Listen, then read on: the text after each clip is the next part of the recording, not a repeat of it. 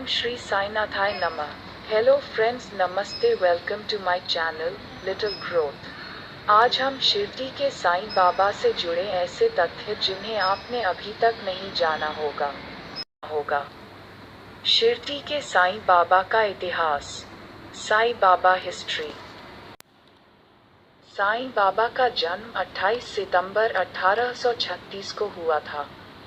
हालांकि उनके जन्म स्थान, जन्म दिवस या उनके असली नाम के बारे में सही कोई नहीं जानता है, लेकिन एक अनुमान के मुताबिक साईं का जीवन काल 1838-1918 के बीच है। साईं एक ऐसे आध्यात्मिक गुरु और फकीर थे जो धर्म की सीमाओं में नहीं बंधे थे। सच तो यह है कि उनके अनुयायियों में हिंदू और मुसलमानों की संख्या बराबर थी। श्रद्धा और सबूरी यानी संयम उनके विचार दर्शन का सार है। उनके अनुसार कोई भी इंसान अपार धैर्य और सच्ची श्रद्धा की भावना रखकर ही ईश्वर की प्राप्ति कर सकता है। कहा जाता है कि 16 वर्ष की अवस्था में साईं महाराष्ट्र के अहमदनगर के शिरडी गांव पहुंचे और जीवन पर्यंत उसी स्थान पर निवास किया। कुछ लोग मानते थे कि साईं के पास अद्भुत दैवीय शक्तियां थीं, जिनके सहारे वे लोगों की मदद किया करते थे, लेकिन खुद कभी साईं ने इस बात को नहीं स्वीकारा। वे कहा करते थे कि मैं लोगों की प्रेम भावना का गुलाम हूँ। सभी लोगों की मदद करना मेरी मजबूरी है। सच तो यह है कि साईं हमेशा फकीर की साधारण वेशभूषा में ही रहते थे। वे जमीन पर सोते थे और भीख मांगकर अपना गुजारा करते थे। कहते हैं कि उनकी आंखों में एक दिव्य चमक थी, जो लोगों को अपनी ओर आकर्षित करती थी। साईं बाबा का एक ही मिशन था, लोगों में ईश्वर के प्रति विश्वास पैदा करना। 1918 में विजयादशमी के कुछ दिन पूर्व साईंनाथ ने अपने परमप्रिय भक्त रामचंद्र पाटिल से विजयादशमी के दिन तात्या के मृत्यु की भविष्यवाणी की। यहाँ यह जानना जरूरी है कि साईं बाबा शिरडी की निवासिनी वाइजाबाई को मां कहकर संबोधित करते थे और उनके एकमात्र पुत्र तात्या को अपना छोटा भाई मानते थे। साईंनाथ ने तात्या की मृत्यु को टालने के लिए उसे जीवन दान देने का निर्णय ले लिया। 27 सितंबर 1918 से साईं बाबा के शरीर का तापमान बढ़ने लगा और उन्होंने अन्न भी त्याग दिया। हालांकि उनकी देह क्षीण हो रही थी, लेकिन उनके चेहरे का तेज यथावत था। 15 अक्टूबर 1918 को विजयादशमी के दिन तात्या की तबीयत इतनी बिगड़ी कि सबको लगा कि वह अब नहीं बचेगा। लेकिन दोपहर 2:30 बजे तात्या के स्थान पर बाबा नश्वर देह को त्याग कर ब्रह्मलीन हो गए और उनकी कृपा से तात्या बच गए। साईं बाबा अपनी घोषणा के अनुरूप 15 अक्टूबर 1918 को विजयादशमी के विजय मुहूर्त में शारीरिक सीमा का उल्लंघन कर निजधाम प्रस्थान कर गए। इस प्रकार विजयादशमी बन गया उनका महासमाधि पर्व। इस वर्ष यह तिथि 6 अक्टूबर को है। कहते हैं कि आज भी सच्चे साईं भक्तों को बाबा की उपस्थिति का अनुभव होता है। साईं बाबा जीवनी, बायोग्राफी ऑफ साईं बाबा। साईं बाबा जन्म 1835, मृत्यु 15 अक्टूबर 1918, जिन्हें शिरडी साईं बाबा भी कहा जाता है, एक भारतीय गुरु, योगी और फकीर थे जिन्हें उन 121 भक्तों द्वारा संत कहा जाता है। उनके सत्य नाम, जन्म, पता और माता पिता के संदर्भ में कोई सूचना उपलब्ध नहीं है। जब उन्हें उनके पूर्व जीवन के संदर्भ में पूछा जाता था तो टाल मटोल उत्तर दिया करते थे। साईं शब्द उन्हें भारत के पश्चिमी भाग में स्थित प्रांत महाराष्ट्र के शिरडी नामक कस्बे में पहुंचने के बाद मिला। भक्तों और ऐतिहासिकार इस बात से सहमत हैं कि जन्म स्थान और तिथि के संदर्भ में कोई भी विश्वसनीय स्रोत उपलब्ध नहीं है। यह ज्ञात है कि उन्होंने काफी समय मुस्लिम फकीरों संग व्यतीत किया, लेकिन माना जाता है कि उन्होंने किसी के साथ कोई भी व्यवहार धर्म के आधार पर नहीं किया। उनके एक शिष्य दास गनु द्वारा पथरी गांव पर तत्कालीन काल पर शोध किया, जिसके 4 पृष्ठों में साईं के बाल्यकाल का पुनः निर्मित किया है, जिसे श्री साईं गुरुचरित्र भी कहा जाता है। दास गनु के अनुसार उनका बाल्यकाल पथरी ग्राम में एक फकीर और उनकी पत्नी के साथ गुजरा। लगभग 16 वर्ष की आयु में वो अहमदनगर, महाराष्ट्र के शिरडी ग्राम में पहुंचे और मृत्यु पर्यंत वहीं रहे। शिरडी गांव की वृद्धा जो नाना चौकदार की मां थी, उसके अनुसार एक युवा जो अत्यंत सुंदर नीम वृक्ष के नीचे समाधि में लीन दिखाई पड़ा। अति अल्प आयु में बालक को कठोर तपस्या में देखकर लोग आश्चर्यचकित थे। तपस्या में लीन बालक को सर्दी, गर्मी व वर्षा की जरा भी चिंता न थी। आत्मसंयमी बालक के दर्शन करने के लिए अपार जन समूह उमड़ने लगा। यह अद्भुत बालक दिन में किसी का साथ नहीं करता था। उसे रात्रि के सुनसान वातावरण में कोई भय नहीं सताता था। यह बालक कहाँ से आया था? यह प्रश्न सबको व्याकुल कर देता था। दिखने में वह बालक बहुत सुंदर था। जो उसे एक बार देख लेता, उसे बार बार देखने की इच्छा होती। वे इस बात से हैरान थे कि यह सुंदर रूपवान बालक दिन रात खुले आकाश के नीचे कैसे रहता है। वह प्रेम और वैराग्य की साक्षात मूर्ति दिखाई पड़ते थे। उन्हें अपने मान अपमान की कभी चिंता नहीं सताती थी। वे साधारण मनुष्यों के साथ मिलकर रहते थे, नृत्य देखते, गजल व कव्वाली सुनते हुए अपना सिर हिलाकर उनकी प्रशंसा भी करते। इतना सब कुछ होते हुए भी उनकी समाधि भंग न होती। जब दुनिया जागती थी तब वह सोते थे, जब दुनिया सोती थी तब वह जागते थे। बाबा ने स्वयं को कभी भगवान नहीं माना। वह प्रत्येक चमत्कार को भगवान का वरदान मानते। शिरडी में वापसी। 1858 में साईं बाबा शिरडी वापस आए थे। इस समय वे अलग ही तरह के कपड़े पहने हुए थे। ऊपर उन्होंने घुटनों तक कफनी पोशाक और कपड़ों की ही एक टोपी पहन रखी थी। उनके एक अनुयायी रामगिर बुआ ने ध्यान से देखने पर पाया कि साईं बाबा ने एक व्यायामी की तरह कपड़े पहने हुए हैं। कपड़ों के साथ साथ उनके बाल भी काफी घने और लंबे थे।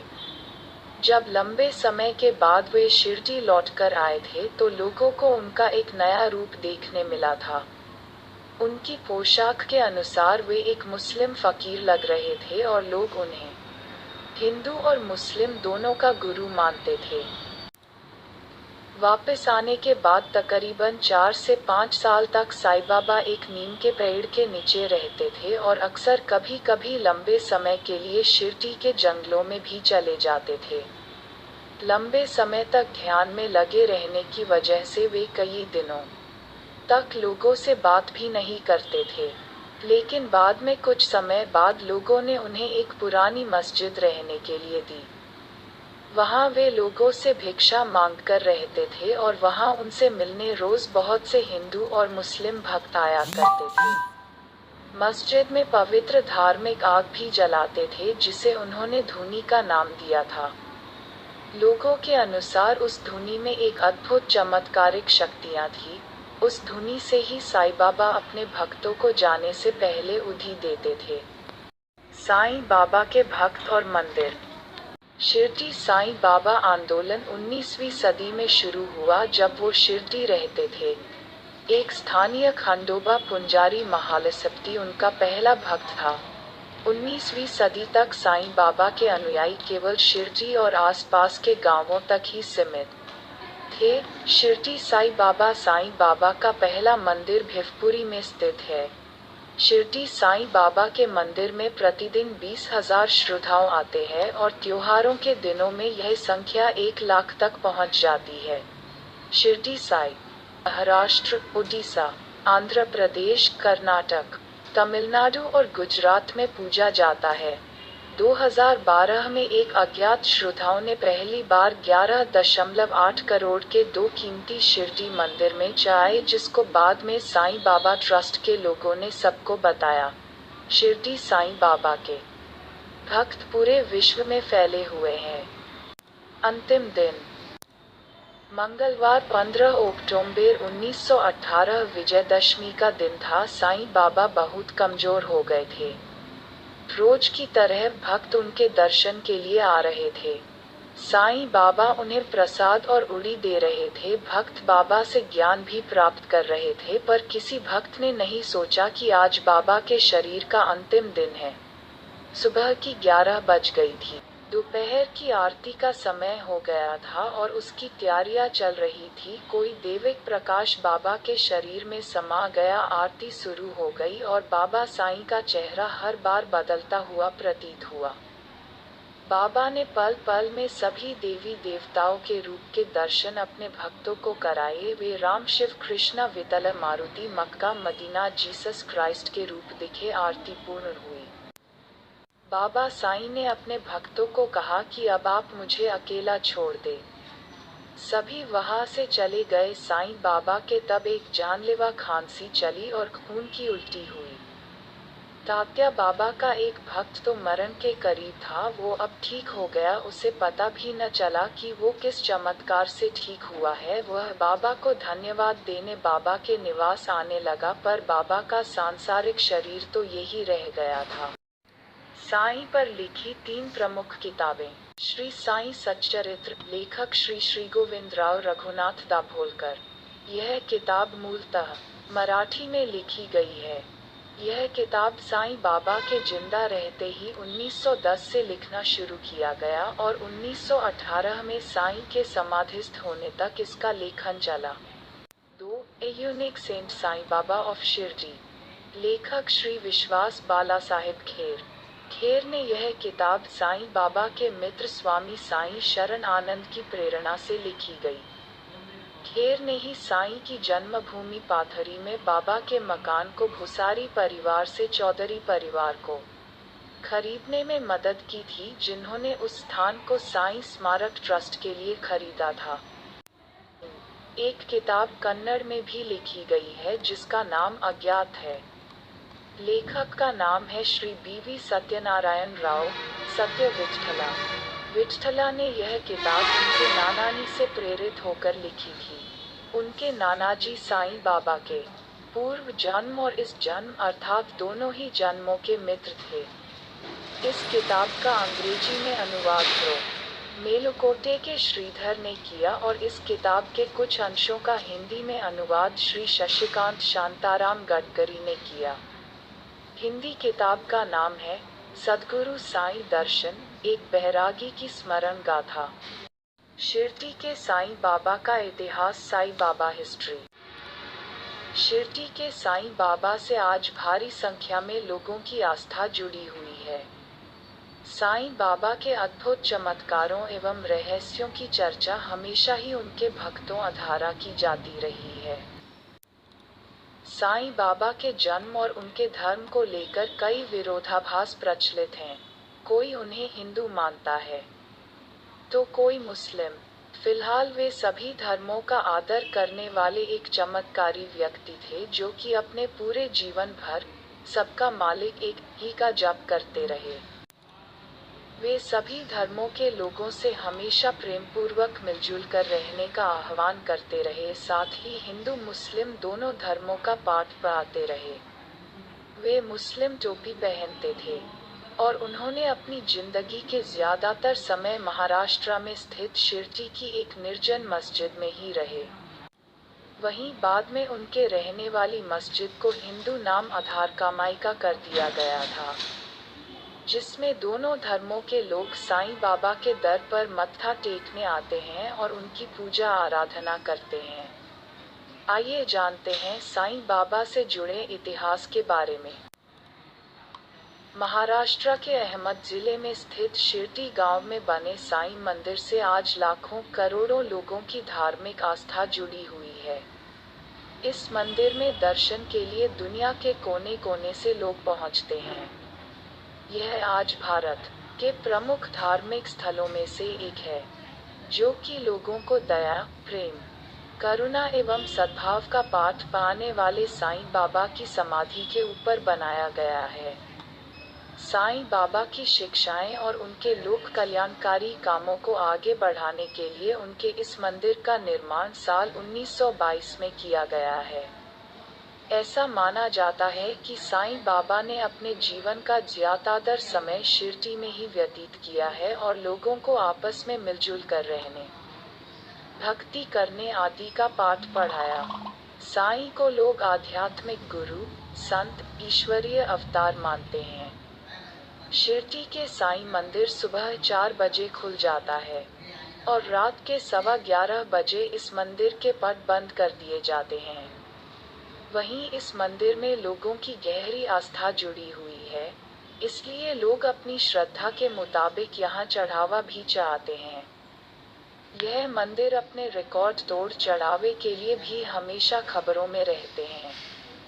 वहीं इस मंदिर से जुड़ी यह मान्यता है कि जो भी भक्त सच्चे मन से साईं भगवान के दर्शन के लिए यहाँ पहुँचते हैं, उनकी सभी मुरादें पूरी होती हैं। ओम श्री साईनाथाय नमः। शिरडी साईं बाबा मंदिर के बारे में जानकारी। साईं बाबा की समाधि पर बना एक अत्यंत सुंदर व विशाल मंदिर है। यह मंदिर 200 वर्ग मीटर के क्षेत्र में फैला है, जिसके परिसर में कई छोटे छोटे मंदिर और अन्य धार्मिक स्थल स्थित हैं। माना जाता है कि साईं बाबा वर्ष 1858 में शिरडी आए थे और करीब 60 वर्षों तक यहीं रहे। श्रद्धा, फेथ और सबूरी, कंपैशन का पाठ पढ़ाने वाले साईं बाबा का सभी धर्मों में विश्वास था। इसीलिए आज भी उनके इस भव्य मंदिर में हिंदू मुस्लिम एक साथ बाबा के दिव्य दर्शन करते हैं। मंदिर के मुख्य भवन, समाधि स्थल में बाबा की सफेद संगमरमर की कब्र और सजीव प्रतीत होती आकर्षक प्रतिमा स्थापित है, जो इटालियन मार्बल से बनी है। सदैव एक रंगीन चादर से ढकी बाबा की कब्र के चारों ओर रेलिंग लगी है। साईं बाबा के इस भव्य मंदिर में रोजाना करीब 25,000 श्रद्धालु बाबा के दर्शन करने आते हैं और त्योहार के समय में यह संख्या लगभग 1 लाख तक पहुंच जाती है। मंदिर के परिसर में द्वारका माई, समाधि स्थल, गुरुस्थान, चावटी, नीम वृक्ष, खंडोबा मंदिर, लैंडी बाग और संग्रहालय के अलावा कई छोटे छोटे मंदिर स्थित हैं। यह सभी स्थान बाबा के जीवन से किसी न किसी तरह जुड़े हैं। द्वारकामाई कहा जाता है कि शिरडी आने के बाद बाबा ने द्वारकामाई नामक मस्जिद में निवास किया था और यहीं अपनी अंतिम सांस ली थी। समाधि स्थल यह मंदिर का मुख्य कक्ष जहां समाधि के बाद बाबा के पार्थिव शरीर को दफनाया गया था। गुरुस्थान अर्थात गुरु का स्थान, प्लेस ऑफ द गुरु। मंदिर में नीम पेड़ के नीचे के इस हिस्से में साईं बाबा ने अधिकतर समय बिताया था और साईं बाबा इस जगह को अपने गुरु का स्थान भी कहा करते थे। चावटी ऐसा माना जाता है कि बाबा कभी सोते नहीं थे और अपने अनुयायियों को कहा करते थे कि वे अपने सोते हुए भक्तों की रक्षा करने लिए जागते हैं, लेकिन अपने जीवन के अंतिम अस्वस्थ दिनों में बाबा कभी कभी यहाँ सोया करते थे। खंडोबा मंदिर, खंडोबा टेम्पल। यह मंदिर शिरडी की 2 महत्वपूर्ण घटनाओं से संबंधित है। पहला यह कि साईं बाबा शिरडी में सबसे पहले इसी स्थान पर आए थे और दूसरा यहाँ बाबा को उनका नाम साईं मिला था। साईं बाबा एक विवाह समारोह में आमंत्रित थे जो इस मंदिर में हो रहा था। उन्हें देखकर मंदिर के पुजारी महालसापति ने उन्हें आओ साईं कहकर संबोधित किया, जिसके बाद से दुनिया भर में बाबा को इसी नाम से पूजा जाने लगा। लैंडी बाग, लैंडी गार्डन। बाबा के समय में यह एक अनुपयोगी भूमि थी जिसके दोनों ओर 2 धाराएं, लैंडी और सिरा, जो अब सूख चुकी है, बहा करती थी। इस स्थान पर बाबा प्रत्येक दिन एकांत में कुछ समय बिताने के लिए आया करते थे। यहाँ मौजूद 2 पेड़, नीम और बोधि, बाबा द्वारा ही लगाए गए थे और दोनों पेड़ों के मध्य बाबा ने एक दीपक जलाया था जो तब से आज तक निरंतर जल रहा है। साईं बाबा संग्रहालय साईं बाबा म्यूजियम द्वारकामाई के एक हिस्से में ही यह संग्रहालय स्थित है, जहां साईं बाबा की कई निजी और प्रयोग में लाई गई वस्तुओं को संरक्षित कर रखा गया है, जैसे बाबा की चरण पादुकाएं, कुछ सिक्के, बर्तन, चक्की, कुर्सी, मिट्टी के बर्तन जिसमें बाबा भिक्षा मांगा करते थे आदि। इन स्थलों के अलावा मंदिर परिसर में मारुति मंदिर, भगवान गणेश, शिव और शनि देव, मां लक्ष्मी, नरसिंह और एक जैन मंदिर भी है। शिरडी साईं बाबा मंदिर में क्या देखे? साईं मंदिर में आकर पर्यटक बाबा के कई चमत्कारों के साक्षी बन सकते हैं, जिनमें से एक है द्वारकामाई में निरंतर जलती धुनी, फायर, और उससे बनती राख जिसे ऊडी कहते हैं। यह हर रोग और दर्द हरने वाली मानी जाती है। सतगुरु साईं बाबा की शिक्षाएं, टीचिंग ऑफ साईं बाबा। ईश्वर के अवतार साईं बाबा ने जीवन भर लोगों को दान, आध्यात्मिक ज्ञान, करुणा, गुरु की भक्ति, मद्द, आत्म संतुष्टि, आंतरिक शांति, प्रेम का पाठ पढ़ाया एवं खुद के एहसास के महत्व का प्रचार किया। इसके साथ ही उन्होंने आत्मसमर्पण करने के महत्व पर भी जोर दिया। साईं बाबा ने जातिगत भेदभाव की जमकर निंदा की है। उन्होंने हिंदू और मुस्लिम दोनों धर्मों के लोगों को आपस में मिलजुल कर एकता के साथ रहने की शिक्षा दी। वे हमेशा कहा करते थे कि सबका मालिक एक है। इसके साथ ही साईं बाबा ने लोगों में मानवता के प्रति सम्मान का भाव पैदा करने की शिक्षा दी और मानवता की सेवा करना सिखाया। यही नहीं, साईं बाबा ने लोगों को माता पिता, गुरुओं, बुजुर्गों एवं अपने से बड़े लोगों का सम्मान करने की भी सीख। साईं बाबा के अनमोल वचन, उपदेश। साईं बाबा कोट। साईं बाबा के कुछ अनमोल वचन निम्नलिखित हैं।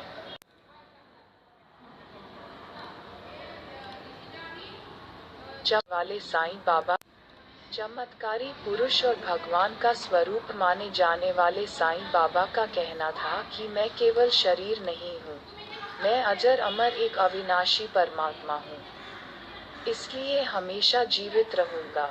यह बात भक्ति और प्रेम से कोई भी भक्त अनुभव कर सकता है। साईं भगवान का मानना था कि जितने भी कार्य होते हैं वे सभी विचारों के ही परिणाम होते हैं, इसलिए व्यक्ति के विचार मायने रखते हैं। साईं भगवान हमेशा यही सीख देते थे कि मनुष्य को अपने वर्तमान में जीना चाहिए, क्योंकि हर क्षण के विचार और कर्म मायने रखते हैं, साथ ही भविष्य के मार्ग की रूपरेखा बनाते हैं। भगवान का मानना था कि जीवन एक गीत है, इसे गाओ, यह एक खेल है, इसे खेलो, यह एक चुनौती है, इसका डटकर सामना करो, यह एक सपना है, इसे अनुभव करो, यह एक यज्ञ है, इसे पेश करो, एवं यह प्यार है, इसका आनंद लो। साईं बाबा व्रत कथा। साईं व्रत कथा। एक कोकिलाबाई और उनके पति महेशराव शहर में रहते थे। उनके बीच सब ठीक था, लेकिन महेश राव काफी झगड़ालू किस्म के थे और अपनी जुबान पर काबू नहीं रख पाते थे। पड़ोसी भी इस वजह से उनसे तंग आ चुके थे। कोकिलाबाई एक धर्मपरायण महिला थी। ईश्वर में उनकी अटूट आस्था थी। वह चुपचाप यह सब सहती रही। धीरे धीरे उनके पति का धंधा बैठने लगा। कमाई होती नहीं थी और इससे उनका स्वभाव चिड़चिड़ा हो गया था। एक दिन दोपहर के समय एक बूढ़े साधु महाराज उनके द्वार पर आए। उनके चेहरे पर तेज था। उन्होंने दाल चावल मांगा। कोकिलाबाई ने दाल और चावल साधु को अर्पित किए और दोनों हाथों से प्रणाम किया। साधु ने कहा, साईं सदैव खुश रखें। कोकिलाबाई ने कहा, महाराज, सुख तो भाग्य में ही नहीं है, और फिर अपना दुख व्यक्त किया। महाराज ने श्री साईं बाबा के व्रत की जानकारी दी, व्रत के नियम, पूजा विधि और उद्यापन के बारे में बताया। साधु ने बताया, यह साईं व्रत बहुत ही चमत्कारी व्रत है जिससे सभी मनोकामनाएं पूर्ण होंगी, लेकिन साईं में आस्था रखना आवश्यक है। जो लोगों को साईं कथा की पुस्तकें बांटकर साईं की महिमा का प्रसार करते हैं, उनकी सभी मनोकामनाएं पूरी होती हैं। कोकिलाबाई ने भी साईं व्रत करने का निर्णय लिया। 9वें गुरुवार को उद्यापन किया, गरीबों को भोजन कराया गया और साईं व्रत कथा की पुस्तकें भी बांटी। उनके घर का झगड़ा सुलझ गया और घर में सुख शांति आ गई। महेशराव का स्वभाव काफी बदल गया। धंधा जोर शोर से शुरू हुआ और कुछ ही दिनों में सुख समृद्धि में वृद्धि हुई। दोनों खुशी खुशी रहने लगे। एक दिन कोकिलाबाई की जेठानी सूरत से आई। जेठानी ने कहा कि बच्चे पढ़ाई नहीं करते, जिससे वे परीक्षा में असफल होते हैं। कोकिलाबाई ने साईं के 9 गुरुवार व्रत के बारे में उन्हें बताया। कोकिलाबाई ने कहा, साईं बाबा पर विश्वास करो, वो सबकी मदद करते हैं और साईं व्रत से बच्चों की पढ़ाई में उन्नति होगी। इसके लिए उन्हें आश्वस्त किया। उनकी जेठानी ने व्रत के बारे में सारी जानकारी मांगी। कोकिलाबाई ने संपूर्ण जानकारी देते हुए कहा, 9 गुरुवार को फल और मिठाई खाकर या फिर एक बार का भोजन करके यह व्रत कर सकते हैं। हो सके तो साईं बाबा के मंदिर में दर्शन के लिए जाएं। यह व्रत कोई भी व्यक्ति कर सकता है, चाहे वह महिला हो, पुरुष हो या बच्चा हो। 9वें गुरुवार को गरीबों को भोजन कराएं। पड़ोसियों, रिश्तेदारों को साईं व्रत कथा की किताबें दी जा सकती हैं। पूरे 9 गुरुवार को साईं की पूजा करें। पीले फूल चढ़ाएं, दीपक और अगरबत्ती जलाएं, साईं का स्मरण करें, प्रसाद चढ़ाएं, आरती करें, साईं व्रत की कथा कहें या फिर सुने। जेठानी के सूरत जाने के कुछ दिनों बाद कोकिलाबाई को एक पत्र मिला जिसमें लिखा था कि उनके बच्चे भी अब साईं व्रत करते हैं और बहुत अच्छे से पढ़ाई कर रहे हैं। हे साईं राम, जैसे अपने कोकिलाबाई की मुसीबतों को हर लिया, वैसे ही हम सब पर भी अपनी कृपा बनाए रखो भगवान। शिरडी साई टेम्पल। शिरडी में स्थित है साईं बाबा का मंदिर। महाराष्ट्र में स्थित शिरडी इन महाराष्ट्र एक प्रमुख धार्मिक स्थल है। हर साल लाखों की संख्या में श्रद्धालु दर्शन को पहुंचते हैं। पहली बार जाने वाले लोगों के दिमाग में अक्सर कई तरह के सवाल आते हैं। कहाँ जाए, कहाँ रुके, कैसे पहुँचे, किस जगह के दर्शन करें आदि। बता दें कि शिरडी मुंबई से 250 किलोमीटर दूर है। यहाँ पहुँचने के लिए एयरपोर्ट, ट्रेन और गाड़ी आदि किसी से भी पहुँच सकते हैं। साईं बाबा मंदिर की लोगों में बहुत मान्यता है। शिरडी महाराष्ट्र के अहमदनगर जिले में है साईं भक्तों का पावन धाम। मान्यता है कि साईं बाबा के दर्शन मात्र से ही भक्तों के कष्ट दूर हो जाते हैं और सभी मनोकामनाएं पूर्ण होती है। इस पावन धाम में साईं बाबा का एक विशाल मंदिर है, जिसे विश्व के अमीर मंदिरों में से एक है। साईं बाबा के इस मंदिर से कई बड़े चमत्कार जुड़े हुए हैं, जिसे सुनने के बाद हर कोई वहां खींचा चला आता है। साईं बाबा का अद्भुत चमत्कार और कृपा। साईं बाबा के बारे में कहा जाता है कि यदि उनके प्रति आप भक्ति की भावना से भरकर उनकी समाधि पर माथा टेकेंगे तो आपकी किसी भी प्रकार की समस्या हो, उसका तुरंत ही समाधान होगा। जब साईं बाबा आपकी भक्ति को कबूल कर लेते हैं, तो आपको इस बात की किसी न किसी रूप में सूचना भी दे देते हैं। साईं न हिंदू हैं और न मुसलमान। वे सिर्फ अपने भक्तों के दुख दर्द दूर करने वाले बाबा हैं। साईं बाबा का स्पष्ट संदेश है कि यदि तुम मेरी ओर देखोगे तो मैं तुम्हारी ओर देखूंगा। मेरे भक्त को जीवन में किसी भी प्रकार का कष्ट नहीं होने दूंगा। अपने भक्तों के कष्ट दूर करना कोई चमत्कार नहीं है, लेकिन उनके भक्त इसे चमत्कार ही मानते हैं। साईं बाबा ने अपने जीवन काल में कई ऐसे चमत्कार दिखाए जिससे कुछ लोगों ने उनको राम का अंश जाना तो कुछ ने श्याम का। साईं के 11 वचनों के अनुसार वे आज भी अपने भक्तों की सेवा के लिए तुरंत ही उपलब्ध हो जाते हैं। अगर आपको वीडियो अच्छा लगा तो जल्दी से लाइक, सब्सक्राइब और शेयर करें। वीडियो देखने के लिए धन्यवाद। Thank you. ओम श्री साईनाथाय नमः।